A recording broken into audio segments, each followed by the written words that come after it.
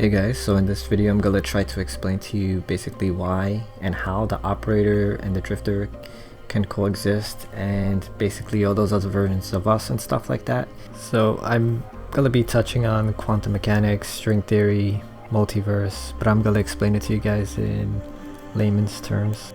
First, I want to state, scientifically speaking, there's multiple different theories that DE could possibly be doing here, but this is the one that I believe they're doing, and I'm gonna explain to you why. You're gonna see it's the likely one in a bit. But this is kind of a lot simpler than perhaps people may be thinking, but here we go. So basically there's multiple different possibilities of every single choice you could ever possibly make, right?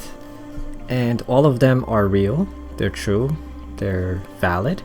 However, the one that you choose is the trajectory that we now physically go on, and all the other ones just basically cease to exist beyond that point of the choice you made. So basically the trajectory of all those other options don't actually ever come into fruition. So there's not other us's in multiple different universes doing all kind of other different choices. No, I don't think so. So this is how most people in Warframe should perceive reality. However, the Tenno are an exception because of the void itself. So I don't believe the void is a paradox. However, I think it's an exception to the rule. It doesn't follow our same rules of our universe, and therefore paradoxes can be birthed from it. So theoretically, once we step into the void, the rules of reality, the rules of the game are basically changed.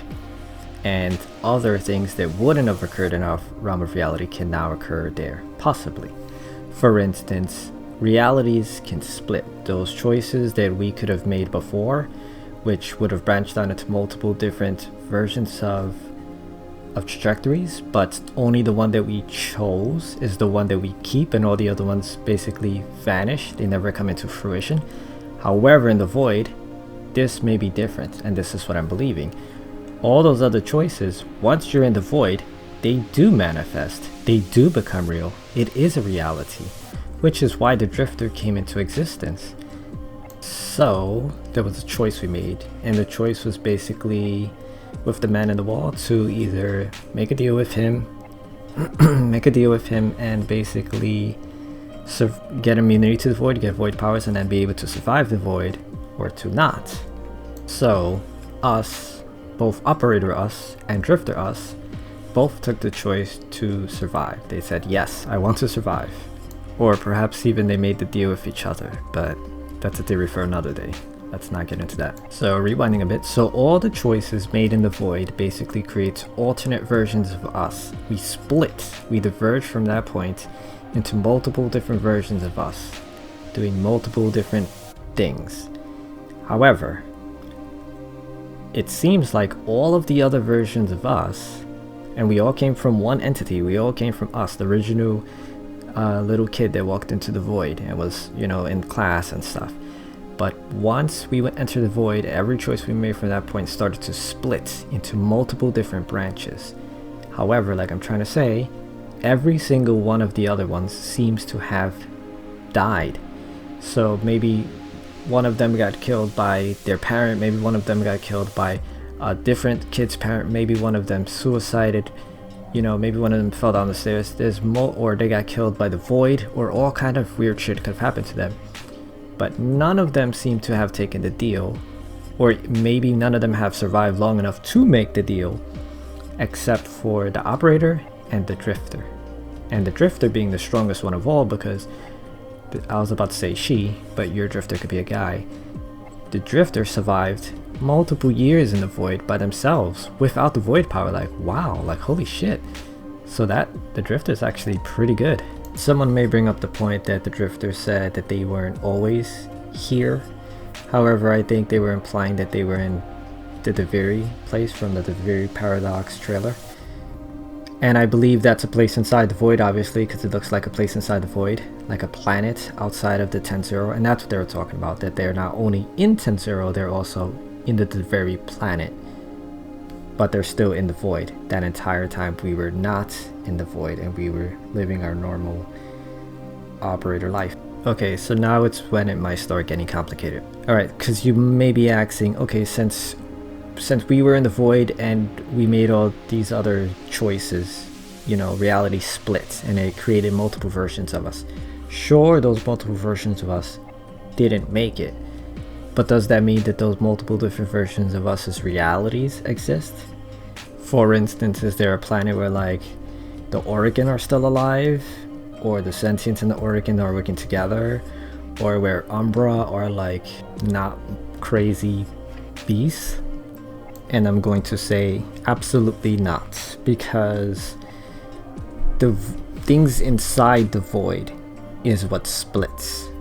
The realities outside the void didn't enter the void to then split into different versions of themselves. Only we did. So basically, the Drifter's reality and our reality, the operator, is the same reality because we came from the same origin point. But once we leave the void, we both return to the same origin point. So it's like our ship is the same ship, you know? Our world is the same world. Everything outside of the void, there's only one of them. And it's both of ours. Because we used to be one person, but we split into two. We actually split into multiple, but only two of us have made it. The tricky part here seems to be that only one of us can exist outside of the void at a time. So you can choose to run around as the Drifter, but if you do that, that means that the operator has to be inside of the void while you're doing that, and vice versa. If you're gonna be the operator running around playing missions, the Drifter gets sent back to, you know, to the 10-0 in the void. I believe this simply because, and you may think it's dumb, but when you turn into the operator, you don't see the Drifter standing around your ship. And when you're the Drifter, you don't see the operator standing around your ship. So it may sound stupid, but where are they? I think they got sent back to the void. They're back in the 10-0 waiting to be swapped out. You thought that was my only reason, didn't you? But it's not. That's only my first reason. My second reason is when you give Lotus the second crystal, she attacks you. At the end of that fight, the operator basically takes over your position in that phase of time and space. So the Drifter gets bumped out and the operator gets bumped in. Only one of you can exist then. And the third reason is when you're in the 10-0, the Drifter and the Orbiter, and there's a choice made which one of you gets to go back.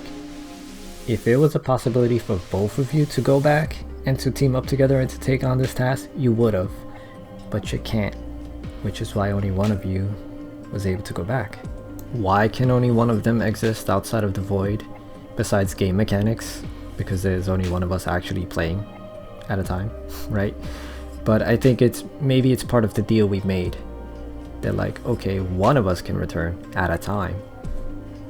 Or that simply may just be too big of a paradox for our universe to handle.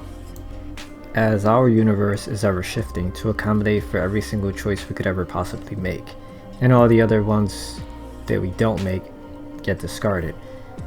But if there's two of us, perhaps it's too big of a paradox that we just, I don't know, but maybe it just can't happen. And you may be wondering why there's an age difference between the operator and the Drifter. You may be thinking time moves differently inside of the void. The void is very time wonky.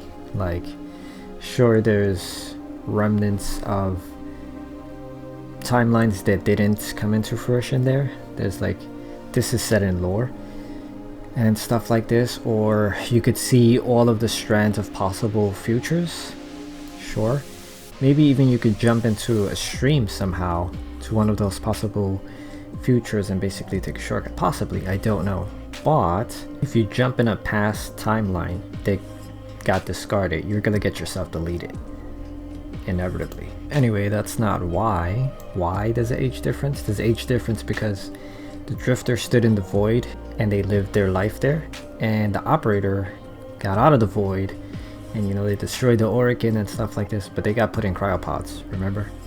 So they lost a certain amount of time. I'm not sure how much time, but they lost a certain amount of time. The Drifter didn't lose that time. That's why there's an age difference. This is basically what DE is doing with the story. I mean, they could choose to retcon this and do something else later, but this is pretty much what they're implying all over the place. Even certain people have said stuff like this, like the Quills and the Entradi and stuff. You could look it up. They pretty much say this. They pretty much verify what I'm saying here. So see, it's not really complicated. It might get complicated later because we're going to go to the very paradox at some time.